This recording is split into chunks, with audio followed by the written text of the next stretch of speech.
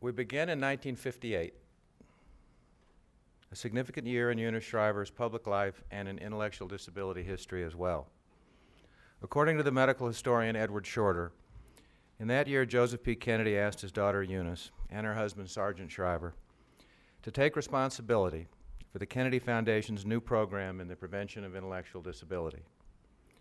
Imagine Joseph P. Kennedy Jr.'s or Joseph P. Kennedy's pride were he to learn that 50 years after giving this assignment to his daughter, the National Institutes of Health, NICHD, the National Institute on Child Health and Human Development, the leading intellectual and developmental disabilities research enterprise in the United States, perhaps the world, would be named in Eunice Kennedy Shriver's honor.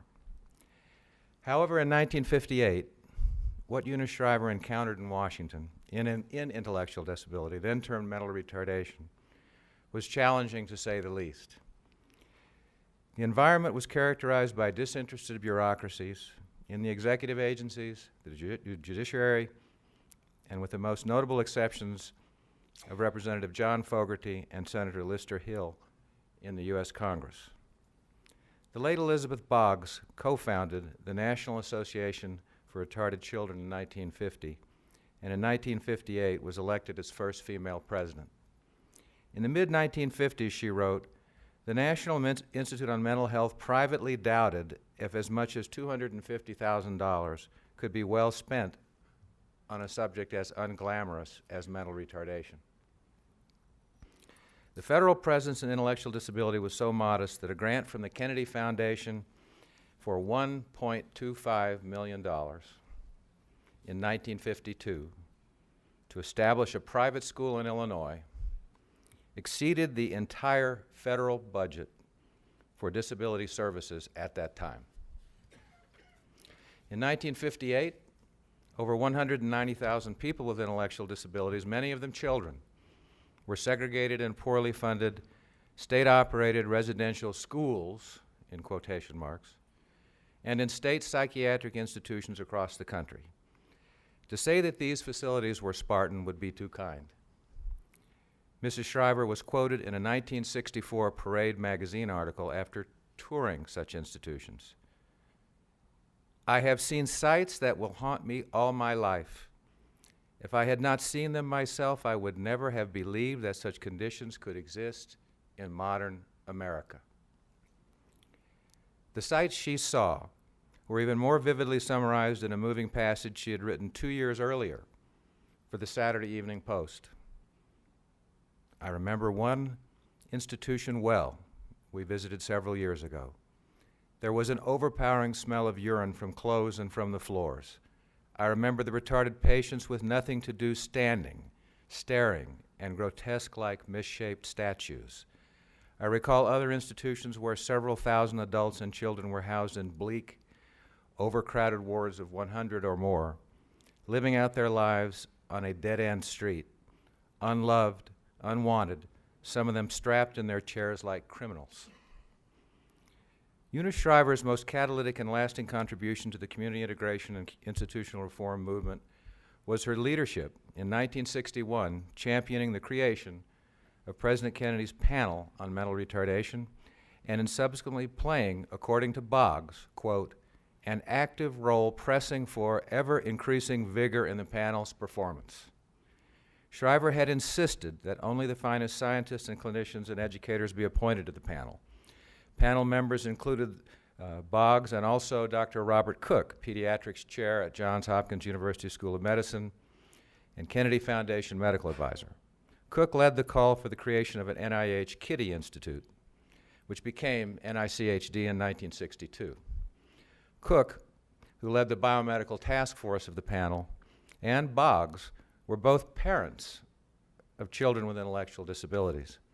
The brilliant parent advocate Elizabeth Boggs held a PhD in mathematical chemistry from Cambridge University and led the panel's task force on coordination and was vice chair of the task force on law. The idea of the panel was urged on by the president, by his sister, Eunice Shriver, stated Dr. Boggs. The panel would have only 11 months to complete its work in time to accommodate the congressional calendar so that recommended legislation might be introduced, enacted, and funded.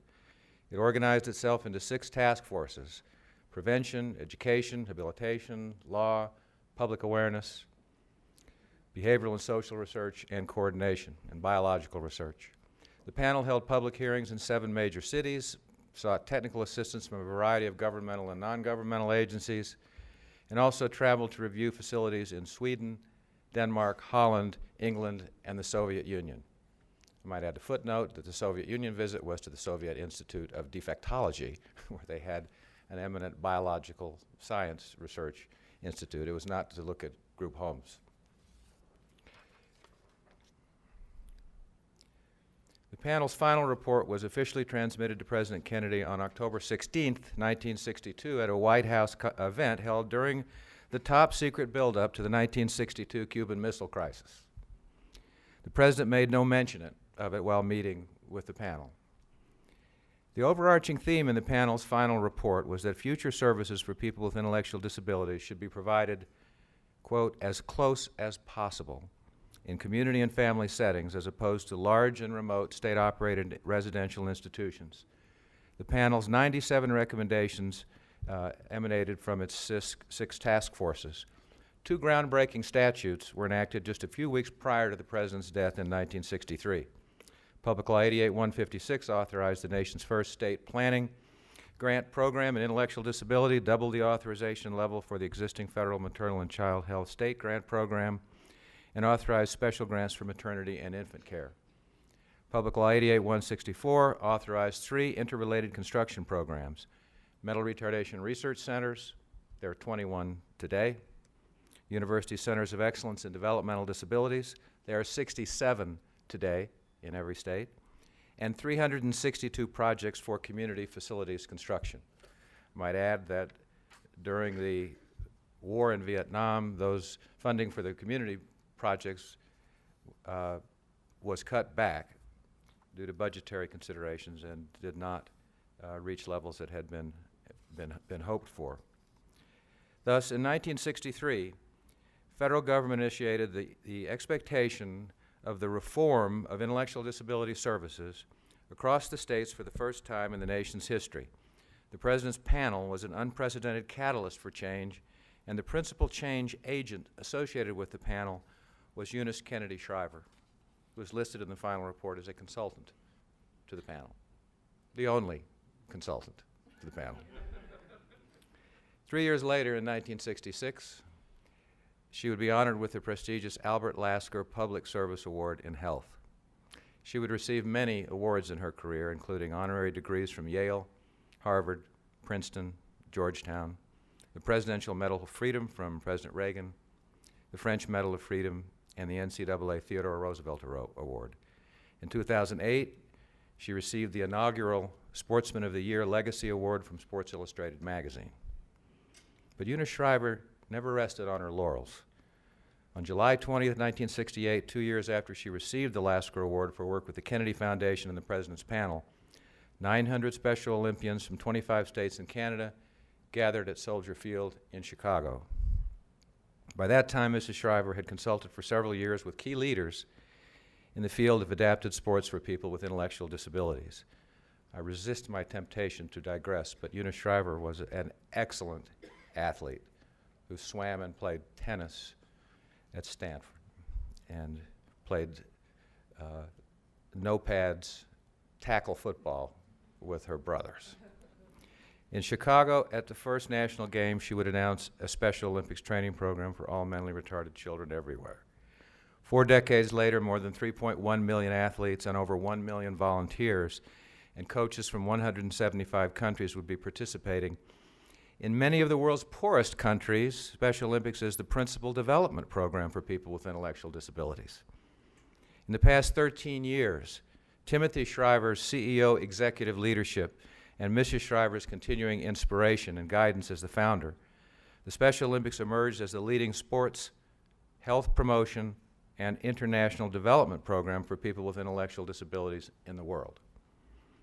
Mrs. Shriver faced formidable odds in setting the stage for these outcomes to be achieved.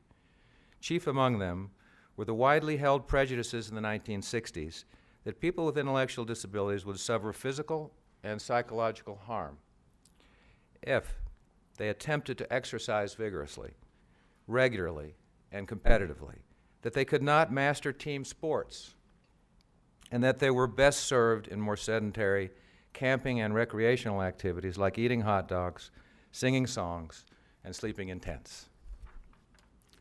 Overly protective recreationist assumptions against carefully planned and monitored athletic training and competitions collapsed as tens of thousands of Special Olympics athletes soon proved skeptics wrong by competing in athletic games throughout the country, then throughout the world. Eunice Kennedy Shriver's personal qualities were important in her success at the Kennedy Foundation, at the President's panel, and with the Special Olympics. Paraphrasing her son Tim, these qualities included a chemistry of political acumen nationally and internationally, coupled with celebrity pizzazz, and a deep respect for the role of scientific research on the one hand, delicately balanced with an even deeper appreciation of the inner beauty, courage, and potential competence of people with intellectual disabilities on the other. Her qualities of mind and spirit were only strengthened by her dedication to her faith, to her family, to the joy of sport, and to citizen activism. How do we properly honor her? Mrs. Shriver would remind us that the greatest challenge in intellectual disability of this generation, and likely of the next, is recognizing and acting on the fact that the vast majority of people with intellectual disabilities in the world today are the scores of millions who live day to day in developing countries where they are denied health care, education, employment opportunity, basic human rights, personal support, and access to emerging technologies. To a lesser extent, I could be talking about the United States of America. In many of these countries, Special Olympics organizations are the most viable and often the only nationwide organization explicitly dedicated to improving the lives of people with intellectual disabilities, as I pointed out previously.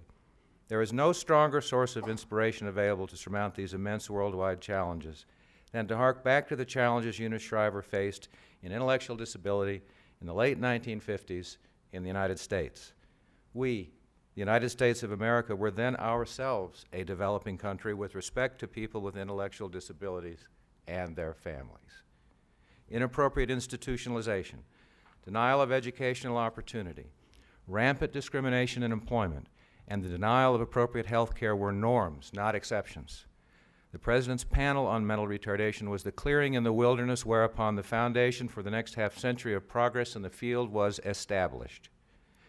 Eunice Kennedy Shriver was the moving force in that effort, just as she has been the soul and the moving force of the Special Olympics worldwide in the United States. In this spirit, as one way to honor her legacy, the establishment of a Eunice Kennedy Shriver Global Presidential Panel on Intellectual Disability is proposed.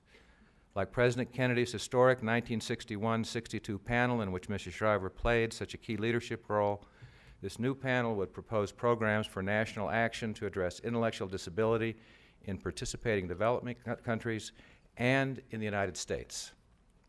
A global presidential panel report would be completed in celebration of and to coincide with the 50th anniversary of the original 1962 transmittal of Kennedy's panel and its final report. Hence, the report might be presented to President Barack Obama on October 16, 2012, at a White House event honoring the work of the global panel and the heads of state of the participating nations. But make no mistake, formidable challenges remain to be addressed here in the United States, even given the overall growth of programs and funding for intellectual disability services in recent decades. It is striking how inequitably distributed resources are to states, communities, families, and individual consumers. Scores of thousands of persons with intellectual disabilities are on waiting lists. Tens of thousands more inappropriately reside in state-operated institutions and nursing homes.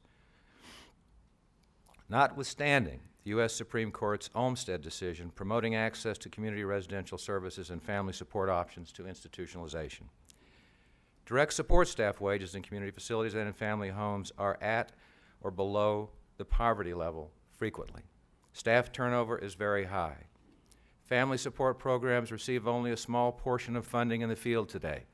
Participation in supported employment programs nationally is declining, and many students with intellectual disabilities are still educated in segregated classes or separate educational facilities. On top of these challenges, notwithstanding the new federally funded Rehabilitation Engineering Research Center on Cognitive Technologies announced this morning at this conference, there is very limited support for research and research training for facilitating the development, testing, and diffusion of emerging cognitive technologies for people with intellectual disabilities. Eunice Kennedy Shriver's legacy is unique worldwide in the history of the disability movement.